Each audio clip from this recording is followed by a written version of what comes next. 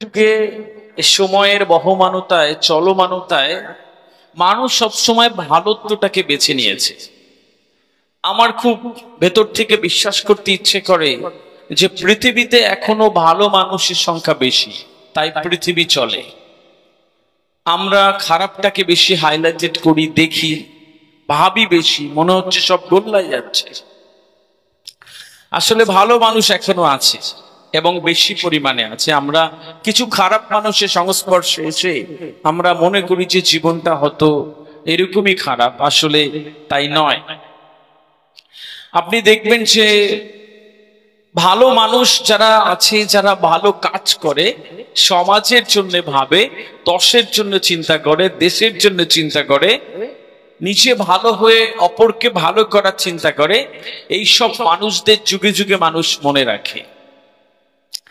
আপনি কাজী নজরুল ইসলামের কথা জেনে থাকবেন।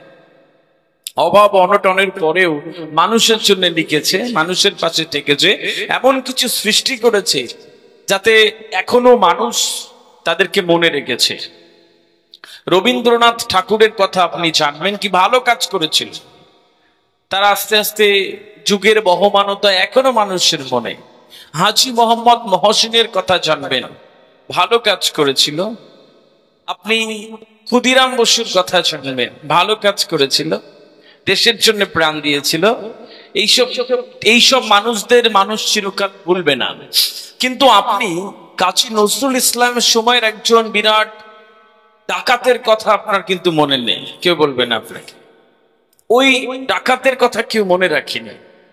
রবীন্দ্রনাথ ঠাকুরের সময় যেই লোকটা বিরাট রাহাজানি করেছিল, বিশাল অত্যাচার করেছিল মানুষকে, তার কথা কেউ মনে রাখেনি।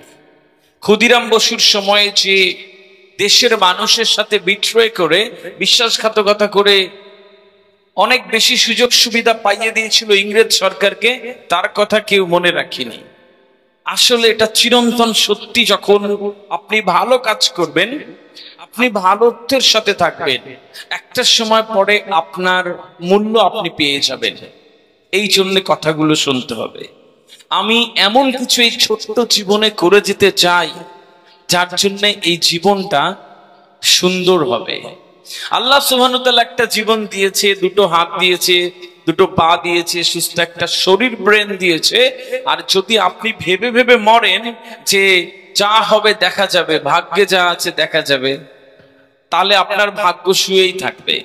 সূরা নাজম আয়াত নাম্বার 39, আল্লাহ সুবহানাহু ওয়া তাআলা সেড ইন কোরআন, মানুষ ওইটা পায় যা সে চেষ্টা করে। মানুষ ওইটা পায় যা সে চেষ্টা করে। এখন আমাকে চেষ্টা করতে হবে। বাবা হিসেবে যখন ওখান থেকে শুনছি, এই মাইকের শব্দ যে মায়ের কান অবধি যাচ্ছে, আমার দায়িত্ব হচ্ছে আমার সন্তানটাকে ঠিকভাবে মানুষ করা।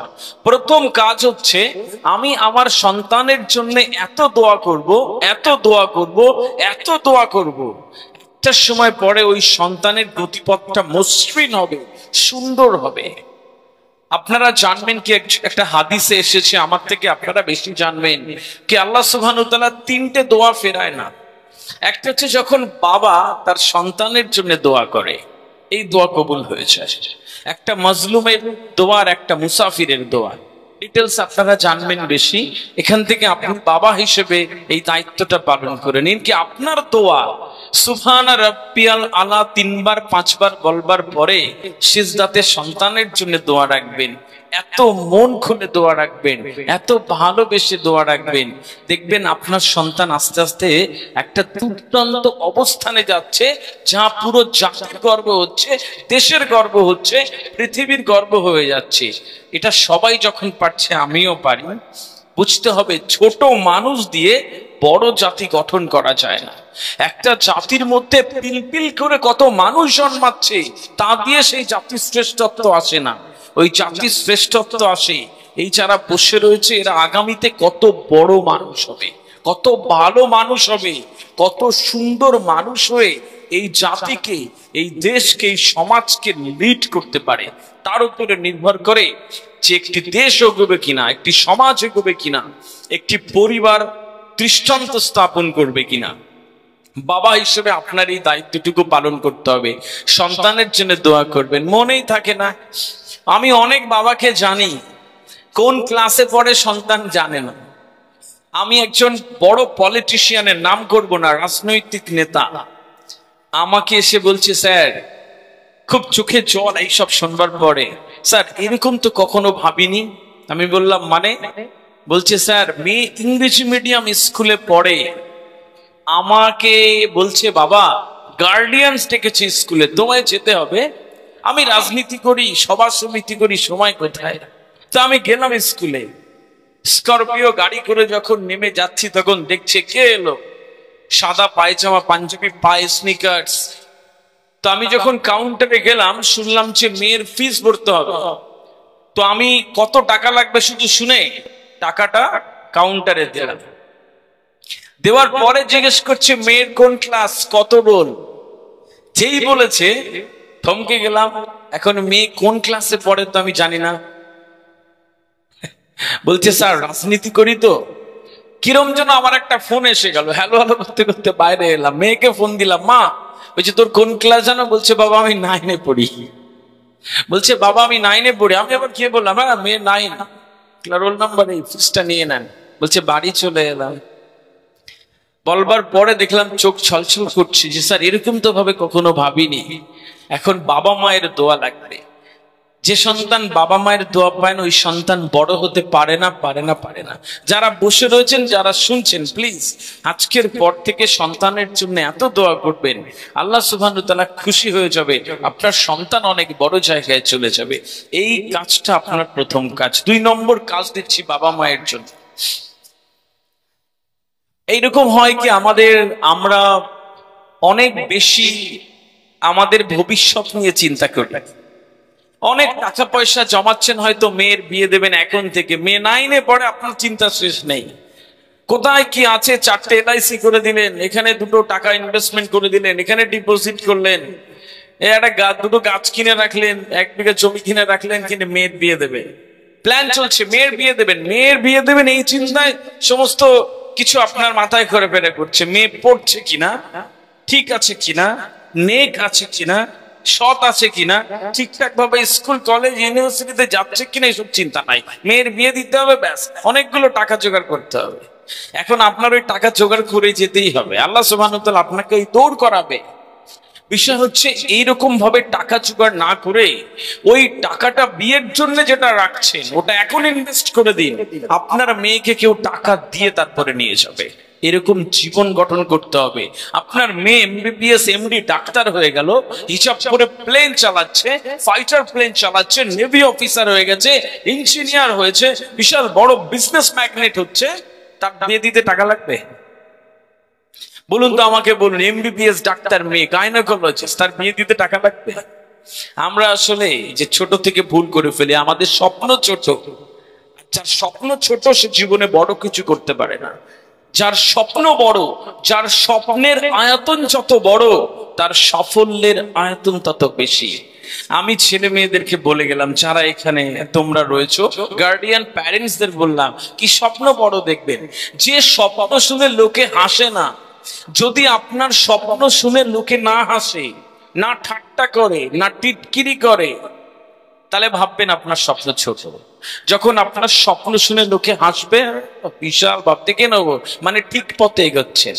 তো আপনার স্বপ্নটা বড় করতে হবে। স্বপ্ন এরকম জন্য বড় করবেন কি, ইনভেস্টমেন্ট আপনার সন্তানের জন্য করুন। সন্তানের জন্য ইনভেস্ট করছেন, তার জন্য আগামী জন্য চিন্তা করছেন, মানে একটা বিরাট বড় ইবাদত করছেন। কারণ আপনার চলে যাওয়ার পরে কবরে শুয়ে শুয়ে সওয়াব এখান থেকে পাঠাতে পারে আপনার সন্তান। এটা তো সাদকায়ে জারিয়া, আপনারা জানেন।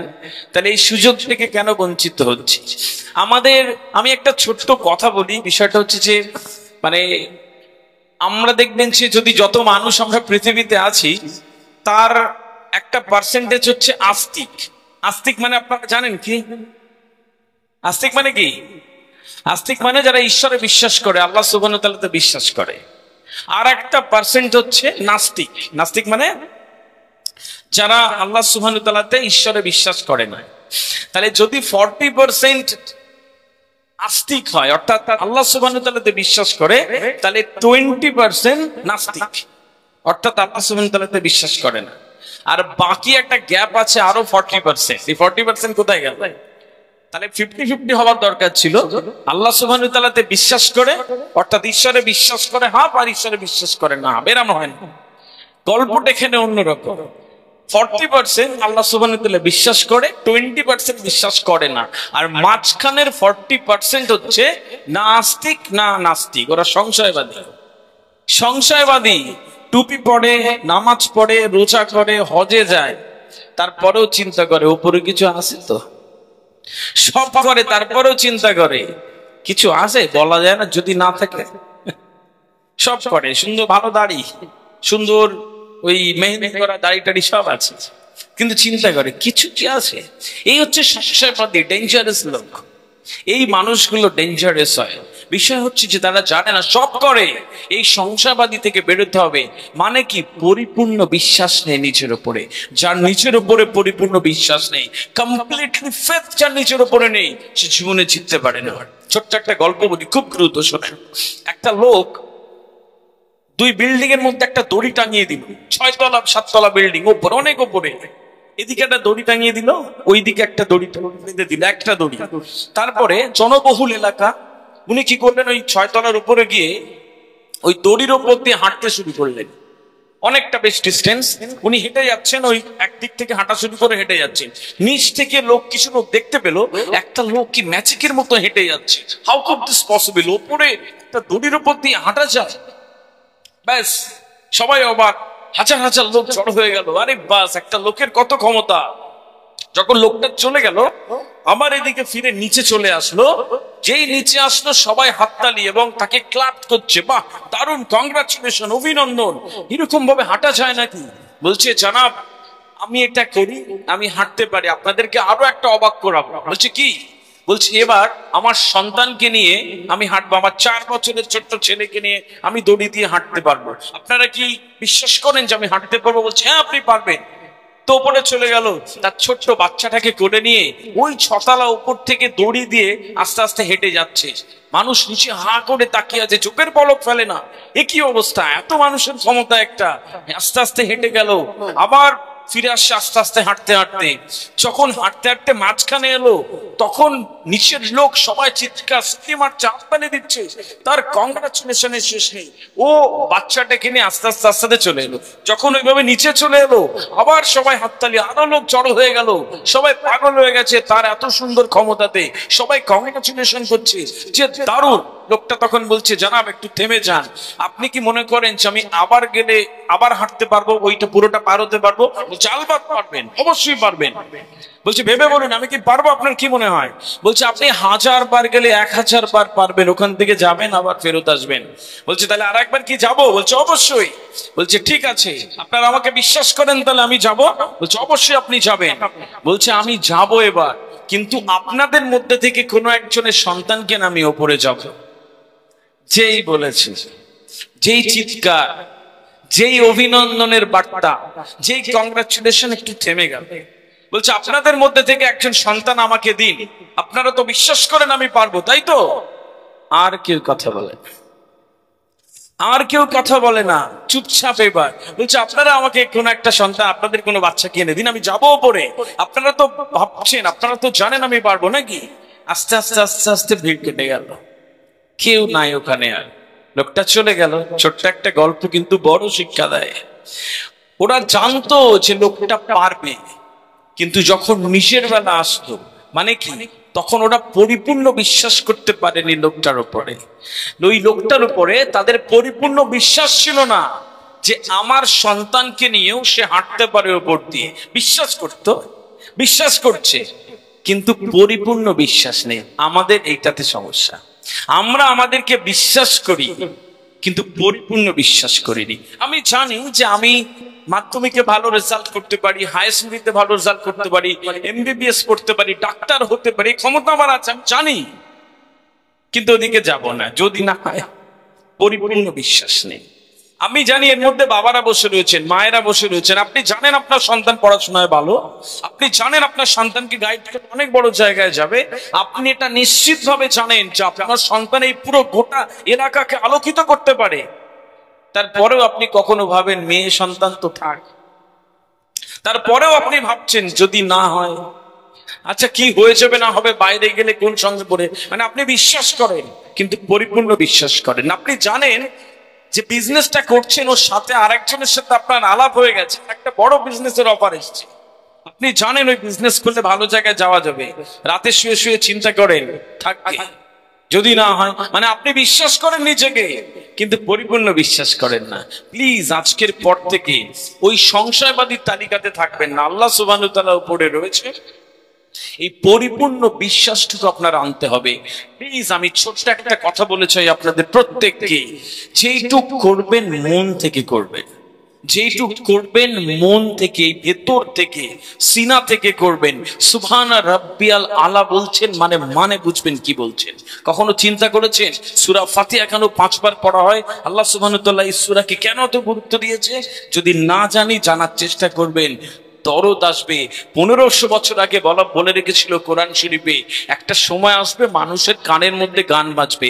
তখন কোথায় ছিল এত টেকনোলজি, এত কৌশল, এত কি? এইভাবে কেন বলে দিচ্ছে? এটা আমাকে বুঝতে হবে, এটা জানতে হবে, তারপরে আপনাকে এই দিকে একটু একটু চলতে হবে। আর একটা ছোট্ট আমি ইনফরমেশন আপনাকে দিই প্লিজ। আমাদের দেখবেন যে আমরা যা পেয়েছি, এই শরীর, এই অবয়ব যা পেয়েছে, এটা বাবা মার থেকে পেয়েছি, আল্লাহ সুবহানাহু ওয়া তাআলা দিয়েছে। তারপর আমরা যা করি অন্যের জন্য করি। আপনারা যারা বাবা মারা বসে রয়েছেন দেখবেন আপনার নিজের জন্য কতটুকু, সবই দেখবেন জীবনটা অন্যের জন্য করে যাচ্ছে। ব্যক্তিগতভাবে মানুষের নিজের যেটুকু থাকে সেটা হচ্ছে চেতনা। একদম মানুষের নিজের যদি বলি, একটা মানুষের একদম একান্ত কিছু তার নিজের হচ্ছে তার চেতনা। যার চেতনা যত সুন্দর, যার বোধ যত সুন্দর, যে যত চিন্তা করতে পারে, সে তত ভালো মানুষ। কিরকম? এখন বুঝতে হবে, আমি যখন নামাজে গিয়ে বা প্রার্থনায় আল্লাহ সুবহানাহু ওয়া তাআলার কাছে চাইছি, আল্লাহ আমার সন্তানকে ভালো করো, ফাইন, আমার বিজনেসটা ভালো করে দাও, আমার একটা চাকরি দাও, শরীর খারাপটা ঠিক করে দাও, এই চাওয়ার মধ্যে কত একটা স্বার্থপরতা আছে। আমি শুধু চাইতে যাচ্ছি না তো সবসময়। বিষয় হচ্ছে এই চেতনা আপনার কাজে লাগাতে হবে। যারা ছোট ছোট ছেলে মেয়েরা আছে, মানে বাবা মায়েরা যারা এখানে মেয়েরা আছে, বুঝতে হবে এই চেতনাকে। ইয়াকুব আলাইহিস সালামের যখন পোকায় খাওয়া শরীরটা একটু একটু করে পোকা খেয়ে নিচ্ছে, উনি কিন্তু বলেননি, উনি বললেই তো আল্লাহ ঠিক করে দিত, যে আল্লাহ আমার পোকায় খাওয়া শরীর তুমি ঠিক করে দাও। উনি কিন্তু বলেছেন যে হে আল্লাহ, আপনি উত্তম পরিকল্পনাকারী, আপনি জানেন কোনটা ঠিক করতে হবে। বুঝতে হবে একটা মানুষের চেতনা কত দূর যেতে পারে। আল্লাহ সুবহানাহু ওয়া তাআলাকে আমি উত্তম পরিকল্পনাকারী বলে আমি আত্মসমর্পণ করলাম, তার বুঝতে কিছু অসুবিধা হবে? আর এই বোঝার বা এই জায়গার এই চেতনায় আসতে হবে আমাকে, তারপরে কিন্তু জীবনটা সুন্দর হয়। আমি প্রত্যেক বাবা মাকে, প্রত্যেক ছেলে মেয়েকে এখানে আমি ওই চেতনার কথা, চেতনার অভিনন্দন জানিয়ে গেলাম, যেটা এখন অত্যন্ত গুরুত্বপূর্ণ। বাবা মায়েদের জন্য আমি আর 4 নম্বর একটা কাজ দিচ্ছি। এই যে প্রথম থেকে একটু মাথায় রাখবেন, অবচলভাবে আমি বলে যাচ্ছি, সন্তানের জন্য দোয়া করবেন, সন্তানের জন্য ইনভেস্ট করবেন, টাকা পয়সা দেবেন। 3, নিজের চেতনাকে জাগ্রত করবেন। 4 হচ্ছে বাবা মাকে বলি, কখনো সন্তানকে ব্লেম করবেন না। আপনার দোয়া যখন লাগে, আপনার বদদোয়াও লাগে। গরু চড়াস, রিক্সা চালাস, এবার না হলে তোকে বিয়ে দিয়ে দেব, এবার না হলে তুই অমুক যা, এইসব নানান কিছু বলে একটা ছেলের যে বা মেয়েটার বয়স 17 বছর, 18 বছর, 12 বছর, 13 বছর, এই সাইকোলজি তো আমরা জানি না। এগুলো তাদেরকে এক প্রকার পঙ্গু করে ফেলা। ও বুঝে যায় আমার দ্বারা কিছু হবে না, ও বুঝে যায় এভাবে হবে না। আস্তে আস্তে আস্তে আস্তে তারা না নিজেদেরকে গুটিয়ে ফেলে। সন্তানকে কখনো বলবেন না যে তুই পারবি না, ব্লেম করবেন না। আপনার দোয়া যখন লাগে, আপনার বদদোয়াও লাগে। কখনো বদদোয়া করবেন না, কখনো তার খারাপ চিন্তা করবেন না। এগুলো আমরা করে ফেলি, আমাদের জীবনে খারাপটা চলে আসে। আমি আবারও বলি, ছোট মানুষ দিয়ে বড় জাতি গঠন করা যায় না। পৃথিবীর 1000 এক্সাম্পলস রয়েছে যেখানে বাবা মার টাকা ছিল না কিন্তু সন্তান মানুষ করেছে পৃথিবীর সবচেয়ে সেরা সন্তান। এরকম 1000 এক্সাম্পল রয়েছে। আমরা পারবো না কেন? আমরা পারবো না কেন? পৃথিবীর 824 কোটি মানুষ আর 195টা দেশের মধ্যে আমিও তো একজন। তাহলে আমি একজন, আমি যদি না পারি, অন্য একজন কি করে পেরে যায়, আর অন্য একজন পারলে আমিও পারি, এরকম একটা বোধ নিজের মধ্যে দিয়ে রাখবেন।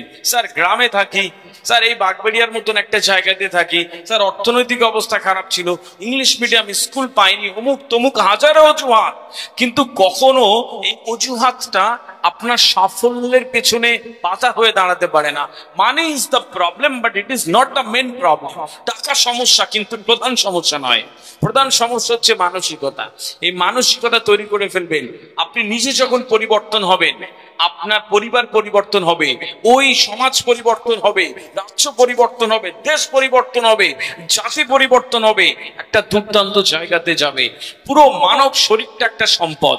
আমি বহু কনফারেন্সে বলেছি, এই ব্রেনের দাম 5,000 কোটি টাকা। এই ব্রেনকে চালাতে যে বিদ্যুৎ লাগে 2,000 কোটি কিলো ওয়াট বিদ্যুৎ লাগে। পুরো শরীরের 650টা মাংসপেশি আছে, আপনি যা চিন্তা করবেন আপনাকে ওই দিকে নিয়ে যাবে। এই শরীর, এই কিছুদিন পরে দেখবেন এই হার্ট, লিভার, যকৃৎ, হৃৎপিণ্ড কিনতে পাওয়া যাচ্ছে বাজারে। গবেষকরা জানাচ্ছে আস্তে আস্তে এইগুলো আসবে। আপনার এই হার্টটাকে যদি বিক্রি করা যাবে 10 লাখ টাকা, 15 লাখ টাকা, 20 লাখ টাকায় বিক্রি হবে। যেটা কৃত্রিম ভাবে সেটার অত দাম নেই, কিন্তু অরিজিনাল তো এটা 2 কোটি টাকা, 5 কোটি টাকায় বিক্রি হয়। একটা কিডনি বিক্রি, সব যদি খুলে খুলে রাখা হতো আপনি 50 কোটি টাকার মালিক। বিষয় হচ্ছে 50 কোটি টাকার মালিক আপনি আর ভাবেন যে আমার কিছু নেই। আপনি 50 কোটি টাকার মালিক আর ভাবেন যে জীবনে কি করব, বেকার, আমার সব কপাল খারাপ, অন্যের কপাল ভালো। এই জায়গা থেকে আমাকে বেরোতে হবে। আমি ছেলে মেয়েদেরকেও জানিয়ে গেলাম, একজনও পারছে মানে আমিও পারি। যদি একজনও পারে তাহলে আমিও পারি। একটা অ্যাটিটিউড তৈরি করে রাখতে হবে, যে অ্যাটিটিউড আপনাকে একটা দুর্দান্ত অবস্থান দেবে। আর যদি অ্যাটিটিউডটা গ্র্যাটিটিউডে না পরিণত করতে পারি, তাহলে মিনমিন করা পার্সোনালিটি নিয়ে বেঁচে থেকে প্লিজ লাভ নেই। আমি প্রত্যেককে বলে চাই, এই অনুষ্ঠান হচ্ছে কিছু কথা শুনলে বাড়ি চলে গেলেন, ব্যাস, আর কিছু এরকম হবার জন্য এই অনুষ্ঠানটা হয় না। এর পেছনে অনেক মেহনত থাকে, পরিশ্রম থাকে, আল্লাহ সুবহানাহু ওয়া তাআলার প্ল্যান থাকে আপনাকে দিয়ে ভালো কিছু করাবে। শুধু একটা গ্র্যাটিটিউড লাগবে, একটা অ্যাটিটিউড লাগবে, yes I can, and if you think you can, you can. যদি আপনি ভাবেন আপনি পারবেন, তাহলে আপনি পেরে যাবেন। সুতরাং এই মানসিকতাটা তৈরি করতে হবে যে এখান থেকেও বদলে যাওয়া যায়, এখান থেকে বড় হওয়া যায়, এখান থেকেও একটা ইউটার্ন নিয়ে দুর্দান্ত অবস্থান বানানো যায়। এইটা রেখে দেবেন। বাবা মায়েদেরকে বলে গেলাম 5 নম্বর একটা কাজ বাবা মায়েদের জন্য দিচ্ছি, লাস্ট। যারা বাবা মারা আমাকে শুনছেন, মাইকের শব্দ যাদের কানে যাচ্ছে, তাদেরকে বলে চাই কি, পুরো পরিবারের মধ্যে আপনি হয়তো আমাকে বলবেন, স্যার আপনি তো আমার বাড়িতে জানেন না পরিবেশটা কেমন, স্যার আপনি এখান থেকে বলে যাওয়া অনেক সহজ, বাড়িতে গিয়ে করা কঠিন, এটা কি আপনি জানেন? আমি জানি। প্রচুর এই পুরো বেঙ্গলের বাবা মায়ের সাথে আমার হাজার হাজার বাবা মায়ের সাথে কথা হয়। আপনার থেকে খারাপ অবস্থানে যারা রয়েছে তারা পারছে, আপনি কেন পারবেন না? সুতরাং বুঝতে হবে। আমার কয়েকদিন আগে আমার সাথে একজন গার্ডিয়ান আলাপ হল, একজন বাবা ট্রেনের ফেরিওয়ালা, রুমাল, মোজা এইসব বিক্রি করে। তো আমার পাশে এসে বসেছে। আমার ভালো লাগে নতুন মানুষের সাথে আলাপ করতে, অনেক কিছু শিখি আমি তাদের থেকে। তো আমি কি একটা কথা তো হলো, আমি বললাম সাহেব বাড়ি কোথায়? বলছে স্যার হাবড়াতে বাড়ি। তো কথায় কথায় আমাকে বলছে যে স্যার আমার একটু চিন্তায়। কেন? বলছে মেয়ের ফিস দিতে হবে 50,000 টাকা সামনে মাসে, তাই একটু ওভার ডিউটি করছি, 2টো ট্রেন বেশি কাজ করে যাই। আমি বললাম তাই? কোথায় পড়ে? ঝাড়খণ্ডের সেন্ট জেভিয়ার্সে পড়ে। তাই নাকি? তো আমাকে খুলে খুলে ছবি দেখাচ্ছে। স্যার ও ইসরোর জুনিয়র সায়েন্টিস্ট হিসেবে নমিনেটেড, সার্টিফিকেট দেখাচ্ছে। ইসরো মানে মহাকাশ গবেষণা সংস্থা, যেটা আমেরিকার নাসা, আমাদের দেশের ইসরো। তো সেই লোকটাকে দেখে আমার এত ভালো লাগলো। একজন বাবা, একটাই মেয়ে, ক্লাস 10-এ পড়ছে সেন্ট জেভিয়ার্সে, ইসরোর জুনিয়র সায়েন্টিস্ট হিসেবে এসে নানা রকম গবেষণা করছে, এ রাজ্য ও রাজ্য যাচ্ছে, বাবার ট্রেনে ফেরি করে করে তাকে ওই জায়গায় নিয়ে যাচ্ছে। আমার ভালো লাগলো এরকমও বাবা আছে। আবার ভেবেও নিতে পারতাম ব্যাস মেয়ে তো বিয়ে করে পাঠিয়ে দেবো, এইসব করার দরকার নেই। আসলে মানব সম্পদ কতটা করে যাচ্ছি তার উপরে নির্ভর করে আমি কবরে শুয়ে শুয়ে, আমি ওপারে যাওয়ার আগে ওখানে গিয়ে আমি কি কি পেতে পারি। এই জায়গায় এই বোধ নিজের মধ্যে আনতে হবে। যতক্ষণ না আনতে পারবেন ততক্ষণ জীবন বদলাবে না। আমি আরো বলছি কি, মন থেকে দুটো শব্দ উচ্চারণ করবেন মন থেকে। তাকবীরে তাহারিমা করছে আর বলছি আল্লাহু আকবার, আর মানে জানি না। ও তো মন রয়েছেন বাগবেড়িয়াতে আর বালুরঘাটে আপনার মন পড়ে থাকবে, থাকবে, কেন থাকবে না? কারণ তুই মন থেকে বলছি না তো। আল্লাহু আকবার, আল্লাহ সর্বশ্রেষ্ঠ। নামাজে দাঁড়াচ্ছি একটা ঘেমো গন্ধওয়ালা যে কোনো পোশাক পরে, আর বাইরে বিয়ে বাড়ি যাচ্ছি বিশাল সুন্দর পোশাক পরে। কেন? সেন্স নেই, বোধ নেই, কখনো ভেবে দাঁড়ায়নি আল্লাহ সুবহানাহু ওয়া তাআলার সামনে দাঁড়াচ্ছি, আমি নামাজের পার্টিতে দাঁড়াচ্ছি, মানে আল্লাহ সুবহানাহু ওয়া তাআলার সাথে কথা বলছি। এই বোধ নিয়ে যখন দাঁড়াবেন, সুন্দর পোশাক পরতে ইচ্ছে করবে, আপনার পরিষ্কার পরিচ্ছন্ন থাকতে ইচ্ছে করবে। এই জায়গাগুলো তৈরি করতে হবে। পুরো পৃথিবীতে প্রায় 200 কোটি মুসলিম রয়েছে, 57টা মুসলিম দেশ রয়েছে, কিন্তু বিশ্বাস করুন অবক্ষয়ের পথে এই জন্য রয়েছে, এডুকেশন থেকে সরে যাচ্ছি আমরা ওই বোধ থেকে সরে যাচ্ছি, আমরা চিন্তা ভাবনা থেকে সরে যাচ্ছি, একমুখী হয়ে যাচ্ছি। আপনি আর আমি দোয়াতে তো সবসময় পড়ছি, আল্লাহ তুমি আমার এই দুনিয়াতে ভালো করো, ওই দুনিয়াতে ভালো, পড়ছি না? তাহলে আমি কেন শুধুমাত্র একটা দিকে নিয়ে ভাববো? এইখানে আপনাকে পাঠানো হয়েছে একটা পরীক্ষাগার, তো কত সুন্দর মানব সম্পদ হয়ে আপনি প্রমাণ করতে পারবেন এই জাতিকে যে পৃথিবীর শ্রেষ্ঠ। এটা করছি না, অথচ শুধু এমন কিছু করে যাচ্ছে, মানে বুঝি না। এইটাতে সমস্যা। আমি বাবা মাকে বলে গেলাম কি, সন্তানকে বাড়িতে একটা পরিবেশ দেবেন যে বাবা ঠিক আছে, হয়ে যাবে, এইটুক বলবেন, আর কিচ্ছু লাগবে না। ভালো বাবা মা হওয়ার জন্য অক্সফোর্ড ইউনিভার্সিটি, কলকাতা ইউনিভার্সিটিতে পড়া লাগে না।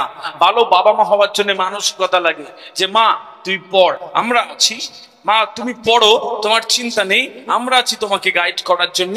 তারপর কোথায় কোথায় গেলে আপনার সন্তান ভালো হবে, চলে যান। আল্লাহ সুবহানাহু ওয়া তাআলা পছন্দ করে যেন একজন বাবা, একজন মা তার সন্তানের জন্য কাউকে খোঁজে, কোথায় যাব, কার সাথে কথা বলবো, উপর থেকে আল্লাহ সুবহানাহু ওয়া তাআলা দেখে, পছন্দ করে, বড় ইবাদত করছেন এটার জন্য। এটা আপনাকে চিন্তা করতে হবে। প্লিজ আমি আপনাদের সবাইকে বলে গেলাম কি, বাড়ির মধ্যে একটা অ্যাম্বিয়েন্স তৈরি করে দেবে। টাকা সমস্যা কিন্তু প্রধান সমস্যা নয়। হায়ার স্টাডিজ করবে, পড়বে, যাই পড়বে, 4000 কোর্স আছে উচ্চ মাধ্যমিকের পরে, সেম লেভেলের পরে। আপনি না পেলে আমাকে একবার ধরুন না, আদি স্যার বারবার বলেছেন আমার মেয়েকে করে দিন না, কোথায় পড়বে? 52টা স্কলারশিপ পাওয়া যায়, স্কলারশিপের ওয়েবসাইট অব্দি আপনাকে দিয়ে দেবো, কোথায় কোথায় পড়ানো হয় জানিয়ে দেবো, কোথায় পড়লে চাকরি পাওয়া যায় জানিয়ে দেবো। এভরিথিং ইজ পসিবল, শুধুমাত্র মানসিকতা দরকার। আমি এখানে যারা বসে রয়েছে ছেলেমেয়েরা, প্রত্যেককে বলি কি, বড় হওয়ার জন্য একটা বড় স্বপ্ন দেখবে, বড় হওয়ার জন্য একটা বড় স্বপ্ন দেখবে, যে স্বপ্নটা আস্তে আস্তে আস্তে আস্তে ওই দিকে নিয়ে যাবে। আমার মনে হয় কি, যারা বাবা মারা আমাকে শুনেছেন, আপনারা প্লিজ এইটুকু মেনটেন করবেন, দেখবেন জীবনটা আস্তে আস্তে অনেক ভালো জায়গায় যাবে। আমি একটু ছেলে মেয়েদের জন্য কথা বলবো। বিষয়টা হচ্ছে যে, আমি অনেকবার বলি, আমার বলতে ইচ্ছে করে যে সন্তান বাবা মায়ের দোয়া আশীর্বাদ পায়নি, সে সন্তান বড় হতে পারে না।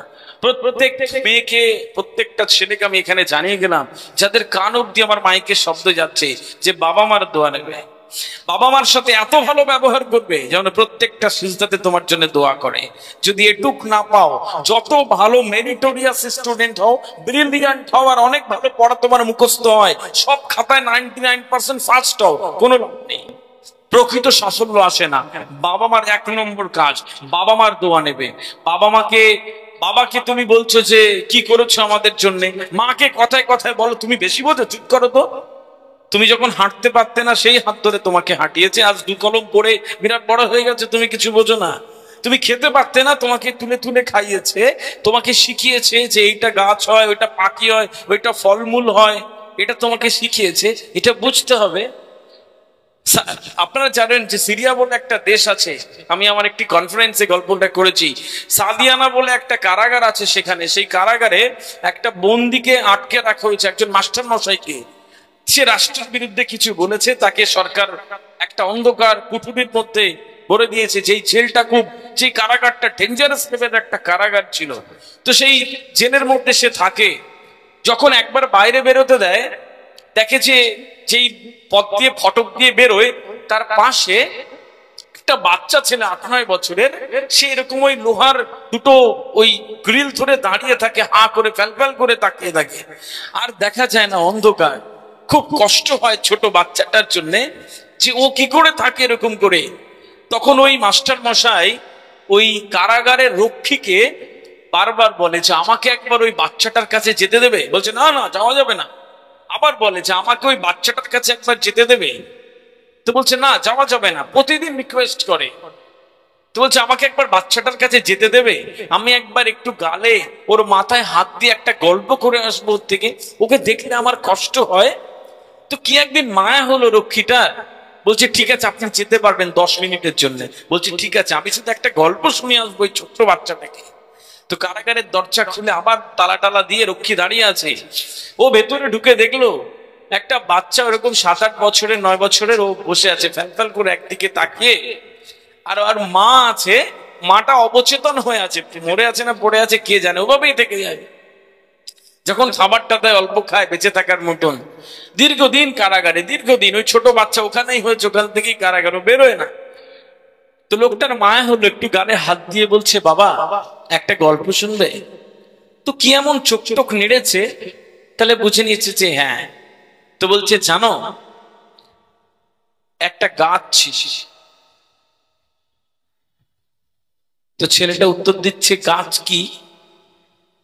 তো লোকটা অত খেয়াল করেনি, তারপর বলছে জানো ওই গাছে একটা কাক এসে বসল। তখন ছেলেটা উত্তর দিচ্ছে কাক কি? এইটা শুনবার পরে হাউ হাউ করে কাঁদতে শুরু করলো লোকটা, হাউ হাউ করে কাঁদছে। রক্ষীকে বলছে আমাকে এখান থেকে বেরোতে দাও, দরজা খোলো, আমি আর কখনো এখানে আসবো না। ওর নিজের কারাগারে গিয়ে কতদিন খায়নি, শুধু ছেলেটার কথা চিন্তা করেছে। একটা ছোট্ট ছেলে, সে এখনো গাছ কি জানে না, দেখেনি। কাক কি সে জানে না, কাকটা যে কিরকম হয় সে দেখেনি। আমরা কত সৌভাগ্যবান তাই না? যে মা কাক চিনিয়েছে, যে মা গাছ চিনিয়েছে, যে বাবা একটু একটু করে এই পরিবেশ পরিস্থিতির সাথে যখন হাঁটতে পারতে না হাত ধরে নিয়ে গেছে, তাকে চিৎকার করে যদি বলি তুমি বেশি বোঝো, কি করেছো আমাদের জন্য, সেই সন্তান প্রকৃত সাফল্য পেতে পারে না। প্রত্যেককে বলে গেলাম পণ্ডিত হওয়ার দরকার নেই, অনেক জানবার দরকার নেই।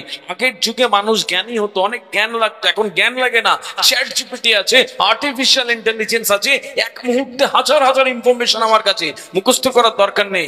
ভালো মানুষ হও, ভালো মানুষ হও, রেসপেক্ট করো মানুষকে, বাবা মাকে রেসপেক্ট করো, সুন্দর করে সবার সাথে ব্যবহার করো, আল্লাহ সুবহানাহু ওয়া তাআলার কাছে পরিপূর্ণ বিশ্বাস রেখে এগো, তোমার সাফল্য কেউ আটকাতে পারবে না ইনশাআল্লাহ। Dear all the girls and the students and the parents, I would like to request you to respect your parents. Please, বাবা মাকে রেসপেক্ট করবে।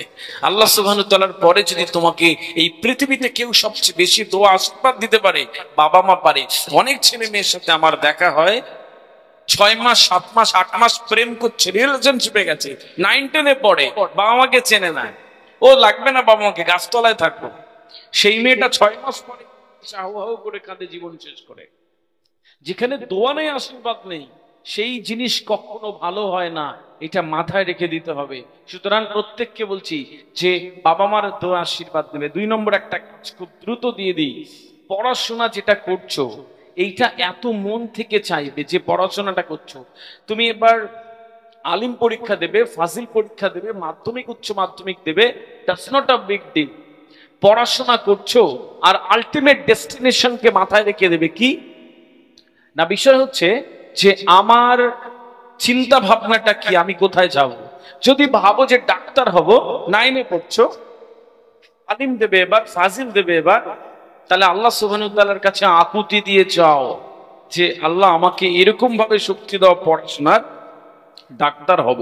মাধ্যমিকে কত পাবে, ফাজিল পরীক্ষায় কত পাবে, এই সবচেয়ে না, এই ছোট ছোট চাওয়াতে কিচ্ছু যায় আসে না। আমি ইঞ্জিনিয়ার হব, তার জন্য আমাকে পড়বার শক্তি দাও, আল্লাহ সুবহানাহু ওয়া তাআলার কাছে চাও। বিজনেস ম্যাগনেট হব, আমি এরকম একটা জীবন তৈরি করব যে আমার বাবা মার অহংকার হব, এই সমাজের গর্ব হব, তার জন্য চাও। এত বড় স্বপ্ন চাও, ছোট ছোট স্বপ্নের দরকার নেই। The only preparation for tomorrow is right to use today.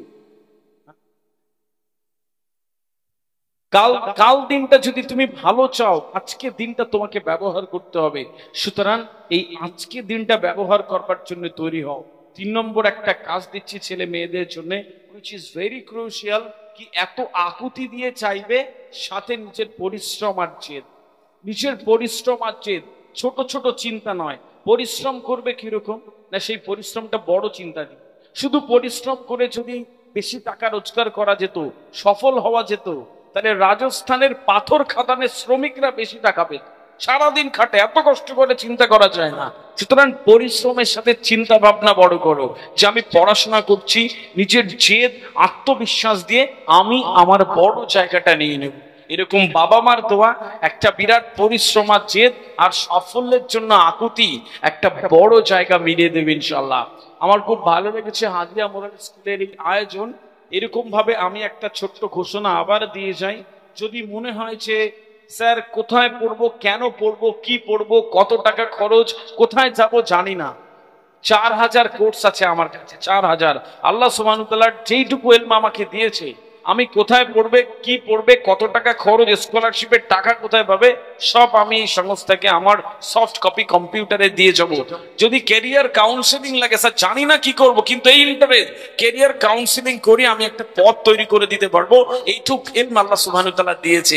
সুতরাং এইটুকু যোগাযোগ আমার সাথে করলেও আমি সম্মানিত হব। কি আপনার আর আমার দূরত্ব একটা ফোন কলে, just make me a phone call and tell me sir I want to be like this one, আমি হেল্প করে দেবো ইনশাল্লাহ।